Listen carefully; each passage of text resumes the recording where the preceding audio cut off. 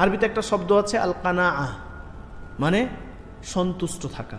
আল্লাহ তাআলা আপনাকে যেটা দিয়েছেন, যেটুকু দিয়েছেন, সেটুকুতে যদি আপনি সন্তুষ্ট থাকতে পারেন তাহলে আল্লাহ তাআলার শুকরিয়া আদায় করবেন আপনি।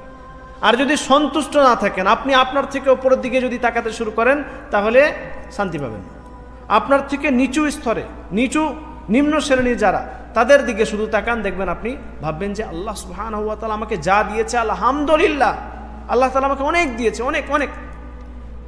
কিন্তু উপরের দিকে তাকালে আল্লাহ তাআলা আপনাকে যে নিয়ামত দিয়েছে সেটার শুকরিয়া আদায়ও করবেন না এবং সন্তুষ্ট থাকবেন না, শান্তিও পাবেন না।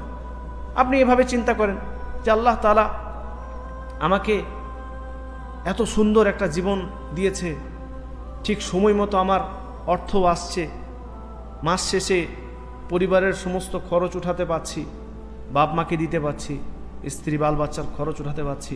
অনেকে আছে যারা এটুকুও পারে না, অনেকে আছে যারা বাপ মাকে দেখতেও পারছে না, টাকা পয়সা নেই, ঘর বাড়িও করতে পারে না, কিছুই নেই তাদের। তো তাদের থেকে তো আলহামদুলিল্লাহ আপনি ভালো আছেন। তো নিচু স্তরের, নিচু শ্রেণীর যারা রয়েছে তাদের দিকে তাকালে আপনি শান্তি পাবেন।